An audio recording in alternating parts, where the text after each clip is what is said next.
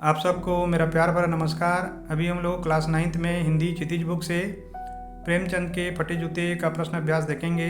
इसके रचयिता महान व्यंग्यकार हरिशंकर प्रसाई जी हैं। तो चलिए फिर शुरू करते हैं।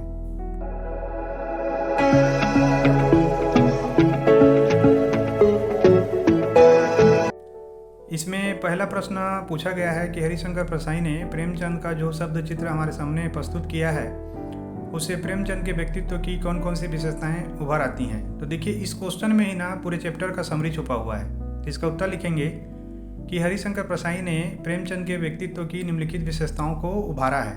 पहला है कि प्रेमचंद सच्चे कर्मवादी थे, उन्हें फल की चिंता नहीं थी, वे भौतिकता से कोसों दूर थे। ये तो हमने अच्छे समझा है चैप्टर में, क्योंकि उनका जो पोशाक है वही ये बता रहा है फोटो में कि वो जो है केवल कर्म पे यकीन रखते थे, उनको बाह्य आडंबर या दिखावे से कोई मतलब नहीं था।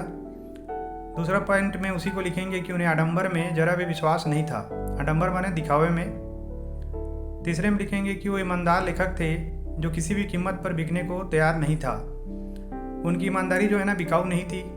ये हमको इस पार्ट में अच्छी तरह से समझ में आ चुका है।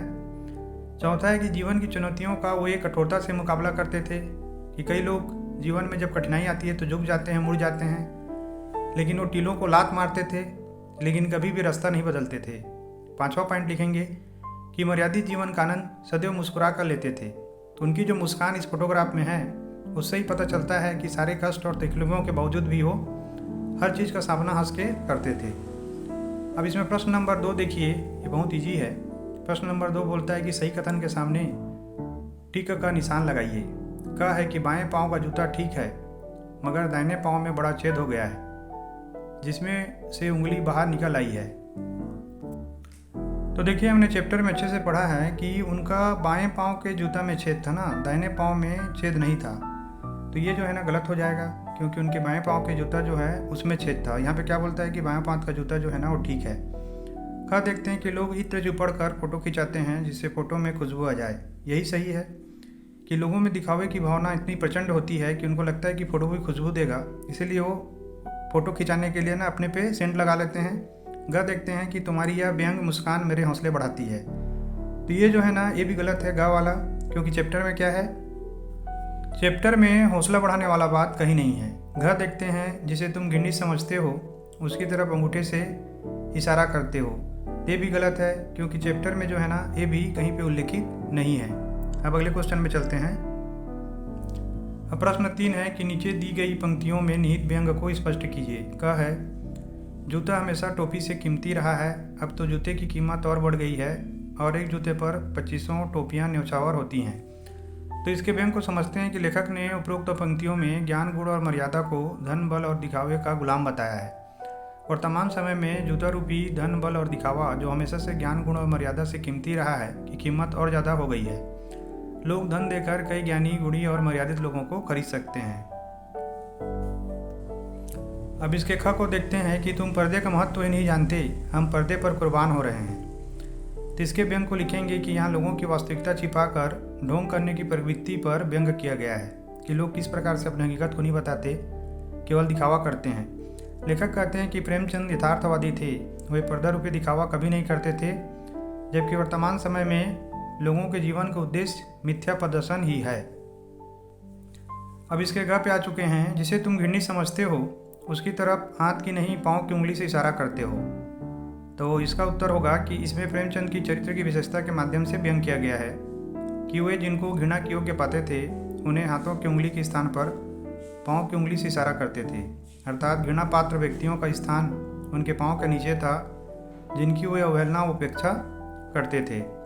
अब अगले प्रश्न में चलते हैं। इसमें प्रश्न 4 है कि पाठ में एक जगह पर लेखक सोचता है कि फोटो खिंचाने की अगर यह पोशाक है तो पहनने की कैसी होगी। लेखक अगले ही पल वह विचार बदलता है कि नहीं, इस आदमी की अलग अलग पोशाकें नहीं होंगी। आपके अनुसार इस संदर्भ में प्रेमचंद के बारे में लेखक के विचार बदलने की क्या वजह हो सकती हैं। तो इसका उत्तर लिखेंगे कि पहली बार लेखक का विचार सामान्य मानवीय व्यवहार के अनुसार था, क्योंकि लोग फोटो खिंचाने के लिए अच्छी पोशाक पहनते हैं। लेखक का मानना था कि प्रेमचंद यदि फोटो खिंचाने के लिए ऐसी पोशाक पहनते थे तो आम दिनचर्या में क्या पहनते होंगे, लेकिन दूसरे पल उन्हें आभास होता है कि प्रेमचंद सामान्य लोगों की तरह दो रूप नहीं रखते थे, दिखाने के लिए अलग और स्वयं के लिए अलग। उन्हें दिखावे के स्थान पर कर्मठता पसंद थी। इसी लेखक ने अपने विचार बदलते हुए माना कि प्रेमचंद के पास अलग अलग पोशाकें नहीं होंगी। अब प्रश्न 5 है, आपने यह व्यंग पढ़ा है, इसे पढ़कर आपको लेखक की कौन सी बात आकर्षित करती है? इसके उत्तर में लिखेंगे कि लेखक कलम के जादूगर हैं। उन्होंने प्रेमचंद जैसे महान व्यक्ति के सादगीपूर्वक जीवन जीने के उदाहरण के माध्यम से वर्तमान समाज के दिखावा संस्कृति पर बहुत ही सटीक अंदाज में कटाक्ष किया है। उन्होंने वर्तमान समाज के नैतिक चरण, भ्रष्टाचार और दिखावा संस्कृति पर अत्यंत सरल, सहज और सटीक शब्दों के माध्यम से व्यंग किया है, जिससे पाठक का मन विचार करने हेतु विवश हो जाता है। इसमें प्रश्न 6 है, पाठ में टीले शब्द का प्रयोग किस संदर्भों को इंगित करने के लिए किया गया है? तो देखिए, टीला क्या है? एक बाधा है।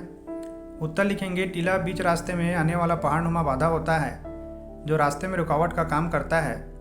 उसी प्रकार इस पाठ में टीला हमारे समाज में व्याप्त कुरीतियाँ जैसे दिखावा, भ्रष्टाचार, जलन आदि के लिए प्रयोग किया गया है, जिससे आजीवन प्रेमचंद ने संघर्ष किया लेकिन कभी समझौता नहीं किया।